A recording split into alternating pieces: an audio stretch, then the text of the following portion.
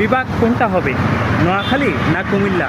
সম্প্রতি লক্ষ্মীপুরে একটি সমাবেশে জামায়াতের আমির ডাক্তার শফিকুর রহমান বলেছেন, যদি ওনারা ক্ষমতায় যান তাহলে নোয়াখালী বিভাগ করে দেবেন।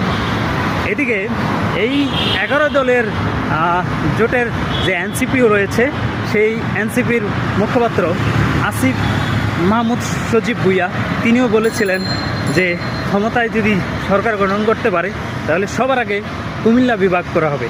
এখন আমি খুব চিন্তায় আছি যে আসলে বিভাগটা হবে কোথায়। আজকেও সমাবেশ রয়েছে কুমিল্লাতে। ডাক্তার শফিকুর রহমান তিনি কি কুমিল্লাও ইশতেহার দিয়ে আসবেন যে কুমিল্লাকেও বিভাগ করে দেবে? এখন আমি কোনো দলের পক্ষে কথা বলছি না, আমি আমার নিজের কুমিল্লার বাসী হিসাবে বলতে চাই যে আসলেই কি সামনে ত্রয়োদশ নির্বাচনে যেই দলই ক্ষমতায় সরকার গঠন করবে, আদৌ কি কুমিল্লা না নোয়াখালী বিভাগ হবে, সেটা কনফিউশন তৈরি করে দিয়েছে। আমি চাই কুমিল্লা বিভাগটা হোক, যেহেতু আমি কুমিল্লারবাসী, কুমিল্লার মানুষ, কুমিল্লা সন্তান আমি, তো কুমিল্লা যেন বিভাগ হয়। ধন্যবাদ।